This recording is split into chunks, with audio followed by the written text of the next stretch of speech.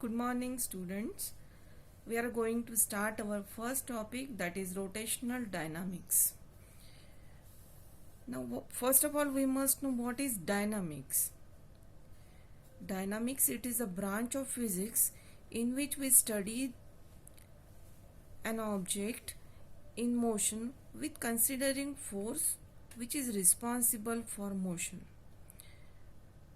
This dynamics is a branch of mechanics. Actually, this mechanics, under mechanics we study the motion of an object and the forces acting on object. This mechanics is again divided into two parts, that is statics and kinetics. Under statics, what we study? We study the object at rest, and in kinetics we study an object in motion. That is, example, a car in motion. This car is in motion, it is studied under kinetics. This kinetics is again of two types, kinematics and dynamics. Under kinematics, we study the object which is in motion without considering force. But in dynamics, we study an object with considering forces which are responsible for motion. We know that in circular motion we study the centrifugal force, centripetal force, means we study the forces here, but in kinematics we only use the Newton's kinematic equation. Here in these equations we are not studying about the force. Okay, means this dynamics, here we have to study the motion of an object which with considering the forces which are responsible for motion. These forces, suppose we consider different types of motion. We know the linear motion, circular motion, rotational motion. In 11th class, we have studied about the circular motion. What is meant by circular motion? It is the motion of an object along the circumference of a circle. For example, suppose this is a sun, and around this sun, this earth is rotating. Means earth is performing circular motion. Is it clear to you? Rotational motion means what? We have studied in the 11th class that it is the motion of an object about an axis passing through the object itself. That is we know that earth is revolving about its axis, that is revolution of the earth is the rotational motion, and rotation of the earth is circular motion. Okay.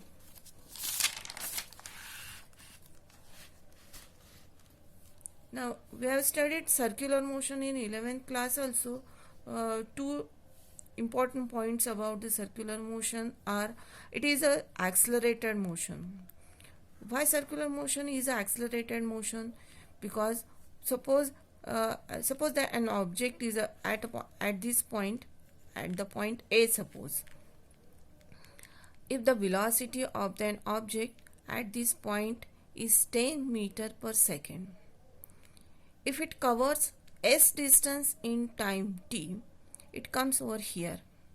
Okay, the direction of this velocity, which is tangential to the circular path. We know that in a circular motion, the direction of the velocity is tangential to the circular path. Here the speed of an object is 10 meter per second. Speed is a scalar quantity and velocity is a vector quantity. Okay, here the speed remains constant, but the velocity is always changes, means that is the direction of the velocity here is changes at every point. So the body is accelerated. So circular motion is an accelerated motion. Is it clear to you? Then second point about the circular motion, that it is a periodic motion. Why it is called as a periodic motion? Because after definite interval of time, the motion repeats again and again along the same path. So circular motion is called as a periodic motion. Now we have to second point, according to our book, we have to study the kinematics of the circular motion. We compare this kinematics with the linear motion also. In linear motion, suppose we consider that the car is moving in this direction. It covers suppose s distance in time t. Then we can find out velocity of the car. V is equal to what? Delta s upon delta t.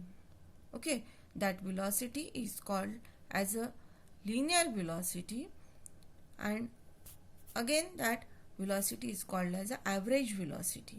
Delta is nothing but the small change,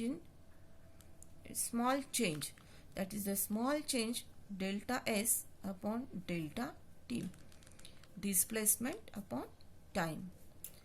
Then acceleration, that is the average acceleration or the linear acceleration. Linear acceleration क्या होगा? That is delta v upon delta t, change in velocity upon change in time. Here s we consider, that is the linear displacement, v is the linear velocity, a is the linear acceleration. Here in linear motion we term linear displacement, linear velocity, linear acceleration. But at the same time in circular motion, for the for linear displacement in a linear motion, here angular displacement, velocity, that is angular velocity, angular acceleration, and that is v is the tangential or the linear velocity. Whenever suppose that particle is performing circular motion, that the linear velocity is tangential to the circular path, and this omega is the angular velocity. Okay, now if we want to find out the angular velocity is equal to what? Angular displacement upon angular time. Okay, so v omega average is equal to delta theta upon delta t. Here we know that the unit of linear velocity, it is equal to meter per second, but angular velocity, its unit is radian per second. Angular acceleration, delta omega, that is angular velocity upon time, its unit is radian, because velocity the unit of angular displacement is radian and that of time is seconds, radian per second, and again time is there, therefore s square, radian per second square.